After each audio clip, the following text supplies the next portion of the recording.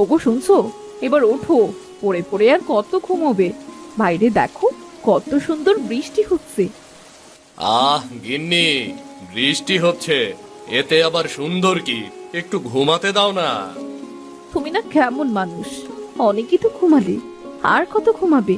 উঠে একটু দেখোই না বাইরের পরিবেশটা। ওঠো না, আরে একটু দেখোই না, তোমার খুব ভালো লাগবে। ধুর ও বাবা, একটু শান্তিতে ঘুমোতেও দেয় না। কি গো গিন্নি, কেমন মানুষ তুমি? একটু ঘুমোতে দেখলেই আমার কানের গোড়া এসে ঘ্যানর ঘ্যানর শুরু করে দাও। আমাকে একটু ঘুমোতে দেখলে তোমার শান্তি লাগে না? যতক্ষণ আমার ঘুম না ভাঙাতে পারো তোমার আর শান্তি নেই। ওগো রাগ করছো কেন? বাইরে রিমঝিম বৃষ্টি পড়ছে, পরিবেশটা কত সুন্দর ঠান্ডা বলো তো।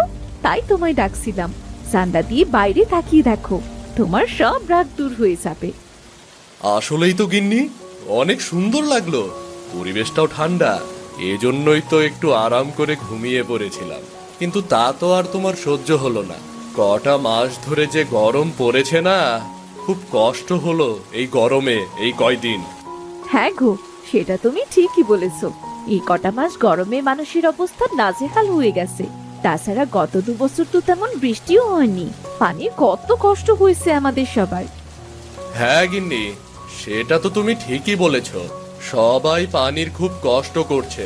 পানির অভাবে মাছ তরি তরকারি খুব অভাব দেখা দিয়েছে, আর যা ছিল তার দামও তো আকাশ ছোঁয়া। হ্যাঁ গো, এবার তো ভালো বৃষ্টি হচ্ছে, এবার মনে হচ্ছে মাছের চাষ ভালোই হবে। এবার যদি আমরা একটু মাছ খেতে পারি।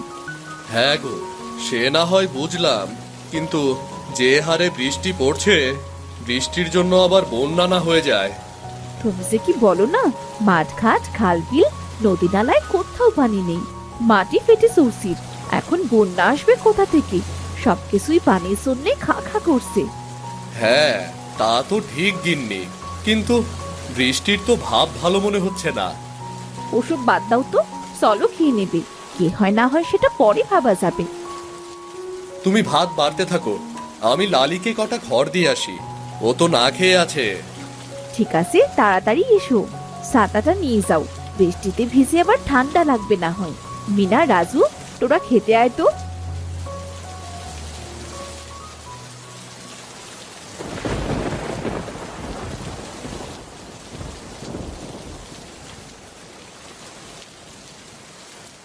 লালি, এই নে, এই খাবারগুলো তাড়াতাড়ি খেয়ে নে।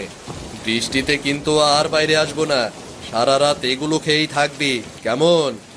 বাবা, তাড়াতাড়ি ঘরে এসে দেখো, আকাশ কেমন কালো মেঘে পড়ে গেছে। মনে হচ্ছে এক্ষুনি কাল বৈশাখী ঝড় উঠবে। হ্যাঁ রে মা, আসছি। আকাশে জোরে বিদ্যুৎ চমকাতে লাগলো, মুষলধারে বৃষ্টি শুরু হলো, জোরে হাওয়া বইতে শুরু করলো। মা, আমার খুব ভয় করছে। দেখো কি পরিমাণ বৃষ্টি শুরু হয়েছে, মনে হচ্ছে সবকিছু ডুবে যাবে। তোদের এত ভাবতে হবে না, তোরা খেয়ে দে, ঘুমিয়ে পড়, যা কপালে লেখা আছে তাই হবে। গিন্নি, মিনার রাজুকে খাবার খাইয়ে ঘুম পাড়িয়ে দাও। আয় খেয়ে নে তাড়াতাড়ি, খেয়ে তাড়াতাড়ি ঘুমো। ঘুমিয়ে গেলে আর ভয় করবে না, আর কিচ্ছু টের পাবি না। ঠিক আছে মা, চলো তাহলে।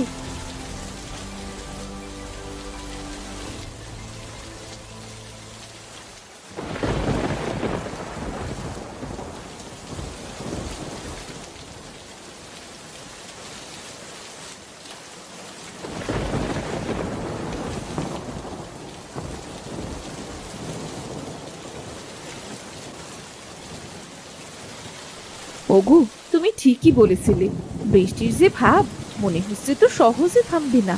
এবার তো মনে হচ্ছে সত্যিই বন্যা হবে গো। হ্যাঁ গো গিন্নি, সেই ভয় তো পাচ্ছি। সেই সকাল থেকে বৃষ্টি শুরু হয়েছে, আমার তো কোনো নামই নিচ্ছে না। কি করব? বন্যা হলে ছেলে মেয়েদের নিয়ে কি খাবো, কোথায় থাকবো, কি করব, কিছুই বুঝতে পারছি না। ওগো, আমি বলি কি, তুমি লালিকে নিয়ে কোনো উঁচু জায়গায় রেখে এসো, ওখানে কিছু খড়ও রেখে দিয়ে এসো, আর আসার সময় কিছু কলা গাছও কেটে নিয়ে এসো। কেন গিন্নি, কলা গাছ দিয়ে কি করবে? একটা ভেলা বানিয়ে রাখবো, চারিদিকে যে পানি বাড়তে শুরু করেছে, কখন না জানি আমাদের ঘরবাড়ি ডুবে যায়। ছেলে মেয়েদের নিয়ে তো বাঁচতে হবে, তাই না?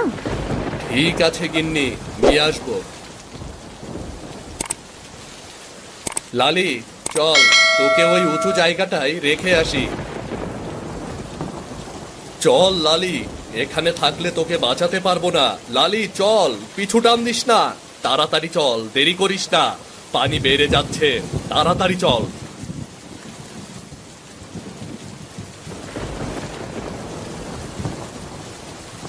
লালি, এখানে তুই থাক, যদি বেঁচে থাকি তাহলে তোর সাথে আবার দেখা হবে।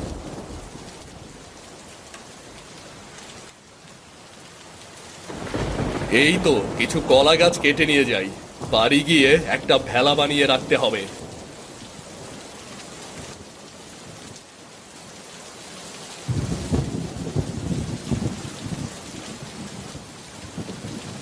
গিন্নি, ও গিন্নি। হ্যাঁ, তুমি এসেছো? বেশ কটা কলা গাছ তো এনেছো। এতে ভালো বড় একটা দেখে ভেলা তৈরি করা যাবে। আর দেরি করলে হবে না গিন্নি, এসো, কলার ভেলা তৈরি করতে হবে। চারদিক পানিতে থই থই করছে, মনে হচ্ছে যে কোনো সময় ঘর বাড়ি পানিতে ডুবে যাবে। ওগো, এখন আমরা কি করব? কোথায় যাব? ছেলে মেয়েদের নিয়ে কি করব? সৃষ্টিকর্তা যে কপালে কি লিখে রেখেছে কে জানে। সৃষ্টিকর্তাকে ডাকো, দেখবে আমাদের কিছুই হবে না। গিন্নি, তুমি ঘরে যাও, আমি ওই দিকটা দেখে আসি পানির কি অবস্থা।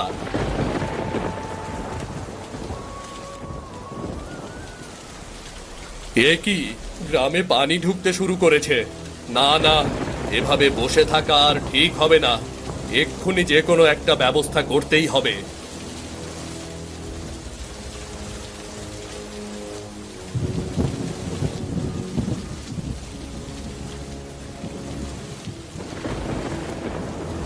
গিন্নি, রাজু মিনাকে ওঠাও, আমাদের গ্রামে প্রবল বেগে পানি ঢুকছে, তাড়াতাড়ি ভেলায় উঠতে হবে। হ্যাঁ দেখো, আমাদের ঘরেও পানি ঢুকে পড়েছে। এবার কি হবে? কিচ্ছু হবে না, আমরা একটা নিরাপদ জায়গা বেছে নেব।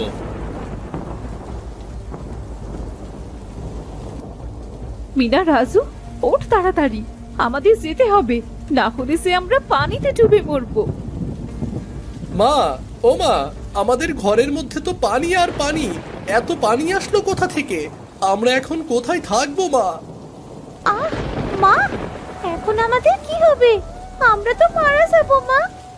কাঁদিস না রে মা, সৃষ্টিকর্তার ওপর ভরসা রাখ তোরা। তাড়াতাড়ি বাইরে গিয়ে ফেলায় উঠ, তোদের বাবা বাইরে আছে। মা, মা তুমি যাবে না? হ্যাঁ, তোরা যা, আমি এক্ষুনি আসছি।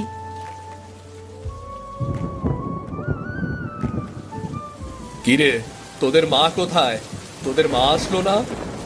মা বললো তোরা যা, আমি আসছি। গিন্নি, ও গিন্নি, কোথায় তুমি? কি করছো? তাড়াতাড়ি বাইরে এসো, বন্যার পানি তো বাড়তে শুরু করেছে, আর দেরি করো না। এই তো আসছি, একটু দাঁড়াও।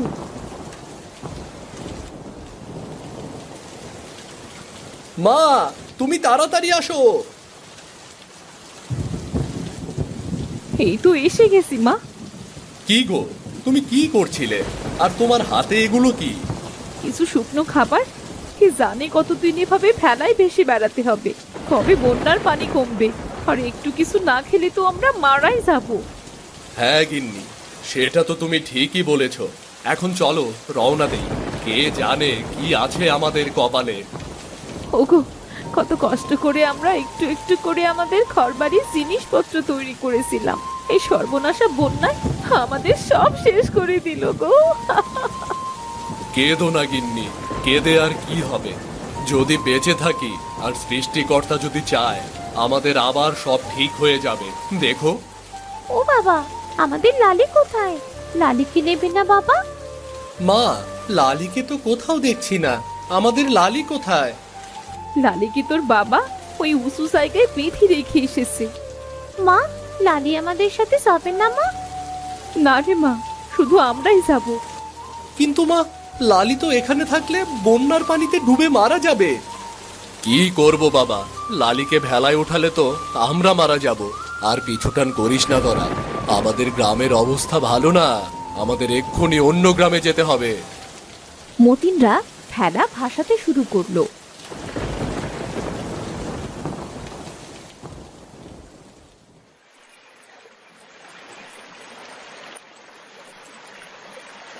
ভাসতে ভাসতে তারা অন্য গ্রামে চলে গেল।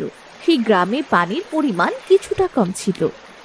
ওই তো গিন্নি, মনে হচ্ছে ওখানে বন্যার পানি আসেনি। চলো আমরা ওখানে নামি। হ্যাঁ, তাই চলো। মা, ও মা, আমার খুব খিদে পেয়েছে, আমাকে খেতে দাও।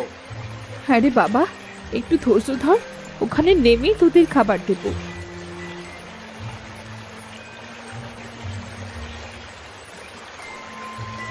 চলো গিন্নি, এখানে সবাই নেমে পড়ো, আমি ভেলাটা বেঁধে রেখে আসি।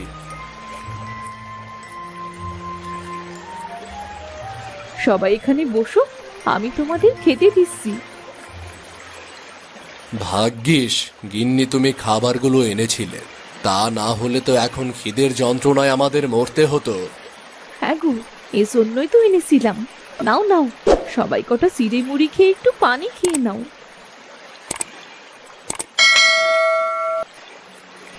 আহ মা, পেটটা ঠান্ডা হলো, ক্ষুধার জ্বালায় খুব কষ্ট হচ্ছিল।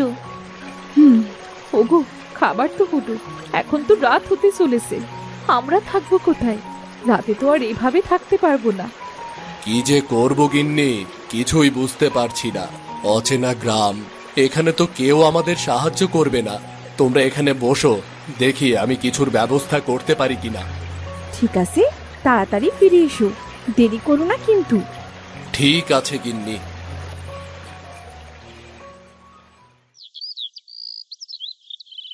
মা, ও মা, বাবা এখনো আসছে না কেন মা?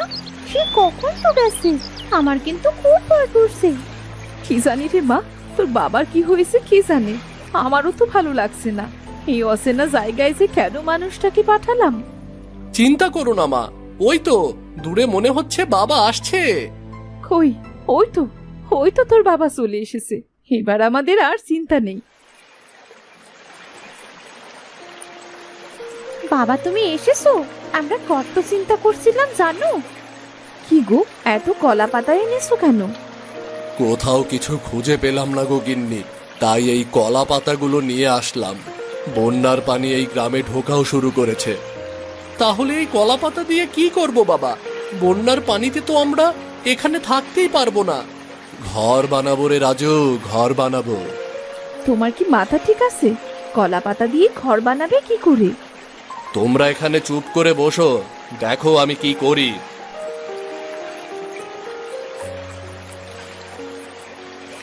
এরপর মতিন কলা পাতা দিয়ে সেই ভেলার ওপর ঘর বানাতে শুরু করলো। বেশ কিছুক্ষণ পর কলা পাতার বাড়ি তৈরি হয়ে গেল। গিন্নি, কই তোমরা? এসো, আমার কলা পাতার বাড়ি বানানো হয়ে গেছে।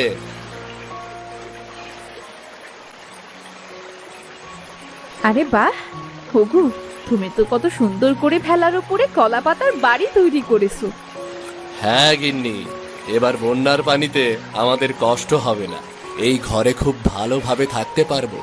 এরপর বন্যার পানি স্বাভাবিক হলে আমরা আমাদের বাড়িতে ফিরে যাব। কি মজা, কি মজা, আজ আমরা নতুন করে থাকবো কলা পাতার ঘরে। চলো মা, আমরা আমাদের নতুন কলা পাতার ঘরে যাই। হ্যাঁ চল সবাই।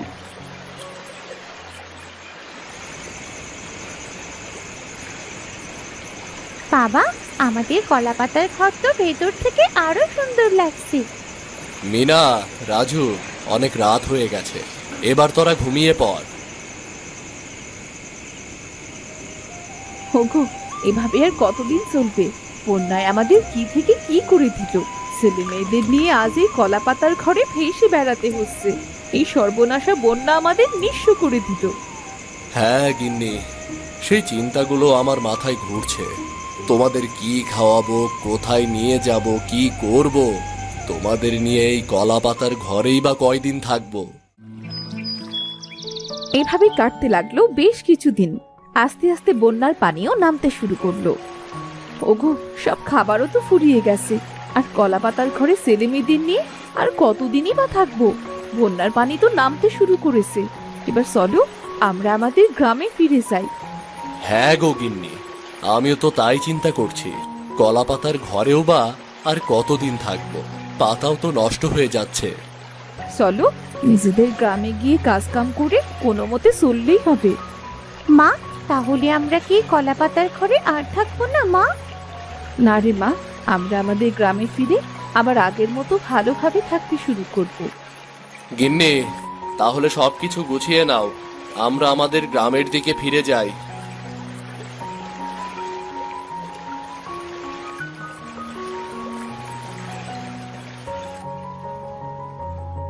এরপর মতিন সবাইকে নিয়ে আবার গ্রামে ফিরে এলো।